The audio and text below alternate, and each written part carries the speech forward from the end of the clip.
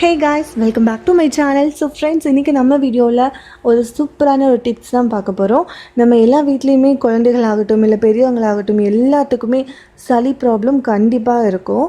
So இதை நம்ம வீட்டில் வளர்க்கக்கூடிய சில மூலிகைகள் வச்சு எப்படி சீக்கிரமாக க்யூர் பண்ணலாம். ஸோ அதுதான் இந்த வீடியோவில் நம்ம பார்க்க போகிறோம். இதுக்கு என்னென்ன பொருட்கள் யூஸ் பண்ணியிருக்கோம், இது எப்படி தயாரிச்சிருக்கோம் அப்படின்னு பார்க்கணும் அப்படின்னு ஆசைப்பட்டீங்க அப்படின்னா கன்டினியூ பண்ணுங்கள்.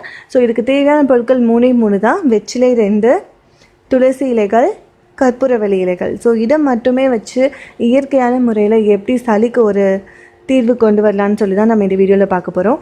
ஸோ வெற்றிலை ஆகட்டும் இல்லை துளசி இலைகள், கற்பூரவள்ளி, ஸோ இந்த மாதிரி சின்ன சின்ன மூலிகைகள் எல்லாம் நம்ம வீட்டிலேயே வளர்த்தி பழகிக்கணும். ஸோ நான் இது எல்லாமே நம்ம வீட்டில் இருந்து தான் நான் பறிச்சது. ஸோ இங்கே பாருங்கள், வெற்றிலையில் அதிகமாக கால்சியம் சத்து இருக்குது. ஸோ கண்டிப்பாக அது குழந்தைகளுக்கும் பெண்களுக்கும் ரொம்பவே உதவியாக இருக்கும். தினசரி நம்ம அதை எடுத்துக்கிட்டோம் அப்படின்னா. அடுத்தது துளசி இலைகள். துளசி இலைகள் நிறையா பேர் நம்ம வீட்டிலேயே வளர்த்த ஆரம்பிச்சிருக்கோம் இல்லைங்களா. ஸோ அதே மாதிரி தான் இதுவும் ரொம்ப ஃப்ரெஷ்ஷாக இருக்கும். டெய்லி நம்ம சாப்பிட்டே இருந்தோம் அப்படின்னா. அடுத்தது கற்பூரவள்ளி இலைகள். கற்பூரவள்ளி இலைகள் நம்ம டச் பண்ணாவே அதோட ஸ்மெல் ரொம்பவே நம்மளுக்கு ஃப்ரெஷ்னஸை கொடுக்கும். அதே மாதிரி அதை வளர்க்குறதும் ரொம்பவே ஈஸியான ஒரு விஷயந்தான். ஸோ இந்த 3 பொருட்களை வச்சு எப்படி நம்ம ரெடி பண்ண போகிறோம் அப்படின்னு பார்க்கலாம். ஸோ இதுக்கு அடிஷ்னலாக நான் தேன் யூஸ் பண்ணியிருப்பேன். ஸோ இங்கே பாருங்கள், இந்த துளசியில் அந்த காம்பு இருக்கும். அதை நம்மளுக்கு தேவையில்லை, வெறும் இலைகள் மட்டும் இருந்தால் போதும். ஸோ அதை மட்டும் க்ளீன் பண்ணி வச்சுக்கோங்க. இது கூட நம்ம தேன் யூஸ் பண்ண போகிறோம். ஸோ தேன் எந்த தேனாக இருந்தாலும் ஓகே. ஸோ அதை யூஸ் பண்ண போகிறோம். இப்போ எல்லாத்தையும் வாஷ் பண்ணி வச்சுருக்கேன். வாஷ் பண்ணதுக்கப்புறம் இந்த மாதிரி எல்லாத்தையும் வெற்றிலை மேலே வச்சு நம்ம ஃபோல்ட் பண்ணிக்கலாம். ஏன்னா இதை நான் மிக்சியில் போட போகிறதில்ல, நம்ம கையிலே வச்சு தான் பிழிய போகிறோம்.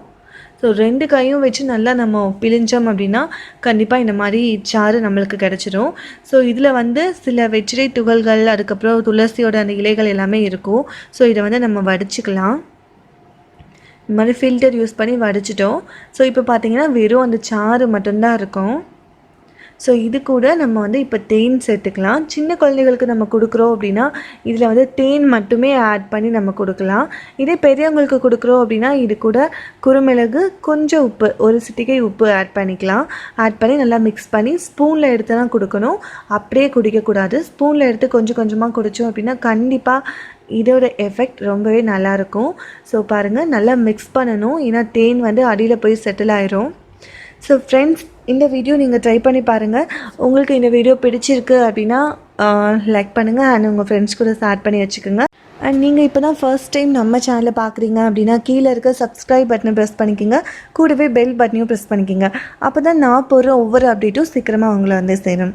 தேங்க்யூ.